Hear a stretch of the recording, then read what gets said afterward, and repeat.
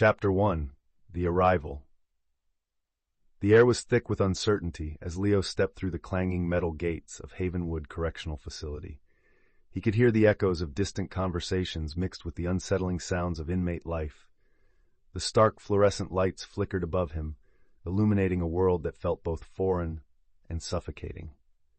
As he moved deeper into the facility, apprehension gnawed at his stomach. This was not just a building, it was a maze of fears and survival instincts. Leo clutched a small notebook, his lifeline in this new reality. Each footstep resonated with a sense of finality, and he couldn't shake the weight of his past choices. Would he ever find his footing here? Surrounded by strangers whose expressions ranged from indifference to hardened resolve, Leo felt the first seeds of isolation take root in his heart, the uncertainty stretching out like the endless corridors before him. Chapter 2. Diary Entry. The First Night. As the last echoes of footsteps faded away, Leo found himself trapped in the confines of his cold cell, the stark fluorescent light buzzing overhead. The solitude enveloped him, a haunting reminder of the choices that led him here. He grappled with panic, reflecting on the swirling emotions, the fear of abandonment, the weight of regret, and the overwhelming uncertainty of what tomorrow would bring. In his diary he wrote, "I've never felt so small yet so exposed. Each creak of metal sends chills down my spine. I question my strength. Will I survive? Will I change?" His thoughts meandered through memories of laughter and freedom, now replaced by the relentless hum of prison life.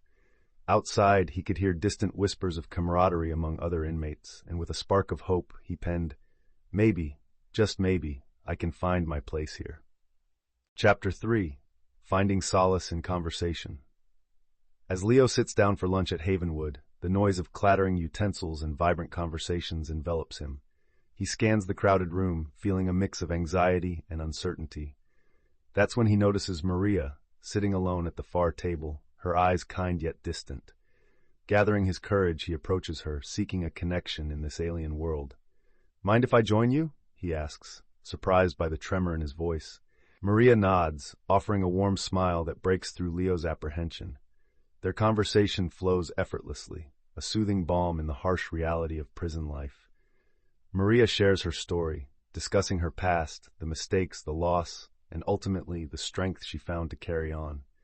As laughter mingles with the sounds of the cafeteria, Leo feels a flicker of hope igniting within him.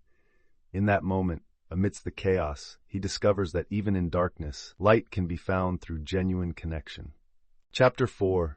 The Unseen Threats. Jamal's diary entry starts with a heavy sigh, the words flowing like shadows across the page. He details the palpable tension that fills Havenwood. It's not just the bars that confine them. It's the unspoken barriers of fear and distrust. "Every day feels like a game of chess," he writes, "with lives as the pieces."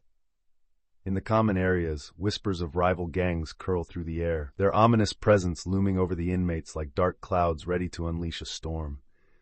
Jamal reflects on the clever tactics he's learned over the years, navigating power plays while keeping his circle close. The soundscape mirrors his words. Muffled murmurs of conflict and distant arguments create an unsettling backdrop, reminding listeners that danger lurks just beneath the surface. As he pens his thoughts, Jamal commits to protecting his newfound friendships, drawing strength from the uncertainty that binds them all. Chapter 5. Lessons from the Past. As soft laughter fills the air, Maria leans closer to Leo across the worn cafeteria table. The distant clink of plastic trays and the murmur of conversations create a comforting backdrop. "You know, Leo," she starts, her voice steady, "this place isn't just about punishment. It's about discovering who we are beneath the surface." With a tinge of nostalgia in her tone, she recounts her past, the pressure of expectations, the mistakes that led to her downfall. "I thought success meant never making mistakes," she continues, "but it's about rising after we fall." Leo listens intently, absorbing her words like a lifeline in the turbulent waters of prison life. In this moment, Maria's wisdom shines brightly against the backdrop of despair, enveloping them both in a shared understanding of resilience. It's clear that even in the shadows of Havenwood, the lessons learned can illuminate the path to redemption. Chapter 6. Creative Expression. In the dimly lit recreation room, a sense of anticipation hangs in the air as the inmates gather for the creative writing workshop. Ellie, a passionate volunteer, stands at the front, her voice warm and inviting. She encourages the men and women to explore their emotions through words, urging them to unlock their stories. Leo watches as fellow inmates share their writings, each narrative a glimpse into their struggles and dreams. As the workshop progresses, pens scratch against paper, creating a rhythmic backdrop.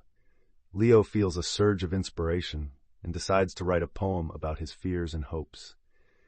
It evolves into a powerful reflection on his journey, capturing his vulnerability and longing for redemption. When he reads it aloud, the room fills with supportive applause.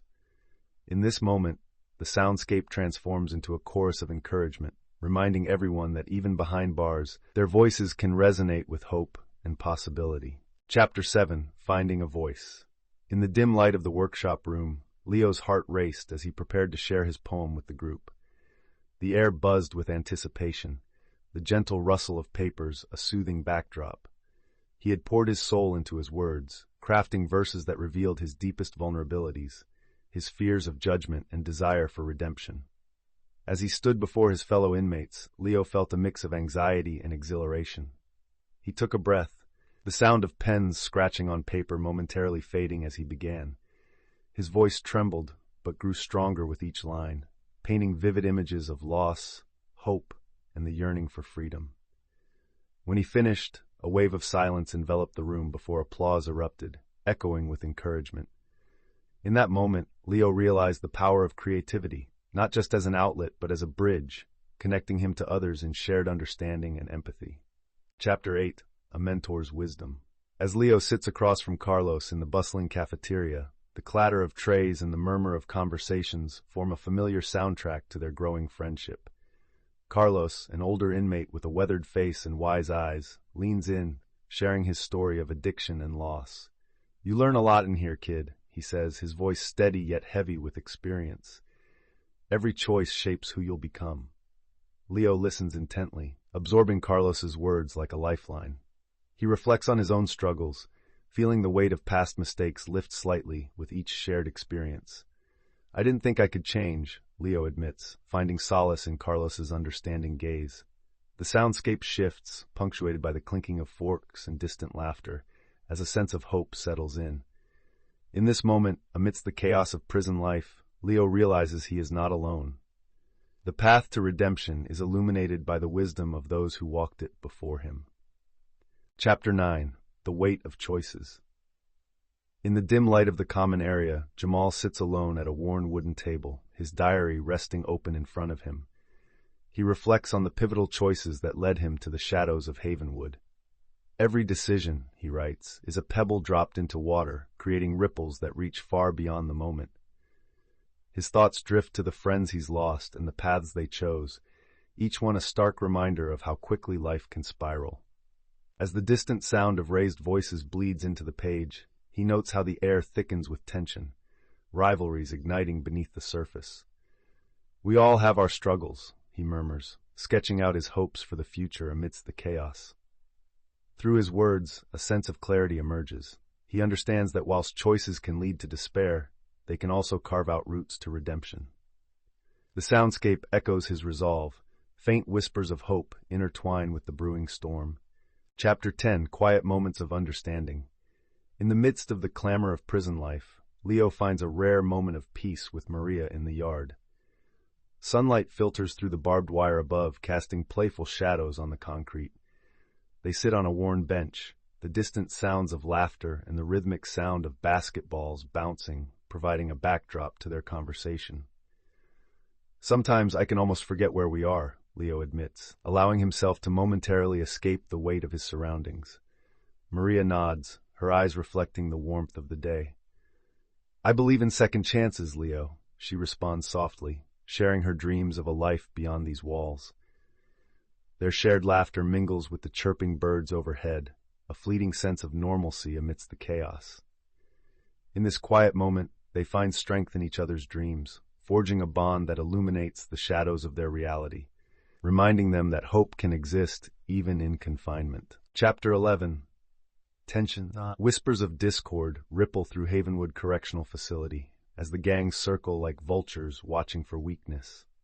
Jamal's diary entry reflects the palpable tension that fills the air, a heavy fog of uncertainty that clings to every corner of the prison. He notes the time when alliances shifted, and the once faint clamor of rivalry now echoes loudly, punctuated by heated debates and simmering hostility. The sounds around him, raised voices, the rattling of metal chairs and the scuffs of shoes, signal a brewing storm. In the yard, Jamal keeps a watchful eye on Leo, feeling a protective instinct blossom within him. As old friendships dissolve and new enemies emerge, Jamal contemplates his choices, weighing loyalty against survival. In the fragmented moments between hostility, he speaks to Leo of resilience. We may be trapped behind these walls, but we still have power over our choices. Keep your head up. The resolve in his voice is a flicker of hope amid the chaos. Chapter 12, The Riot. The tranquility of Havenwood is shattered as frustration boils over into chaos. Leo stands frozen, heart pounding, as the first shouts erupt like thunder within the prison walls. An inexplicable tension fills the air, thick enough to cut. He glances at Jamal, whose eyes scan the faces of their fellow inmates, assessing allegiances in an instant.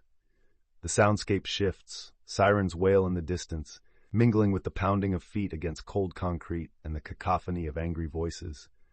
Leo's mind races, torn between instinct and loyalty. He remembers Maria's lessons on courage and connection, but the prospect of survival looms larger. The world he has come to know disintegrates around him as inmates clash, a whirlwind of raw emotions and primal instinct. In the heart of chaos, Leo fears not just for his safety, but for what choices he must make. He grips the edge of a nearby table, feeling the tremor of uncertainty pulse through him. Chapter 13, Choices in Chaos. As the riot erupts, chaos envelops Havenwood Correctional Facility, the air thick with screams and the clamor of metal clashing. Leo's heart races as he finds himself amidst swirling uncertainty, faced with an agonizing choice, to flee or stand by his friends, Jamal and Maria. With adrenaline pumping, he feels the pull of self-preservation battling against his instinct to protect those he has come to care for. Jamal's voice cuts through the tumult, urging Leo to stay focused, reminding him of the bonds they forged in this unforgiving place.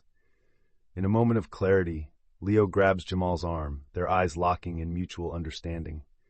Together they navigate the pandemonium, seeking safer ground while fighting the primal urge to abandon their loyalty. Even amidst the bedlam, Leo realizes that true courage lies not in survival alone, but in standing firm for the ones who matter most.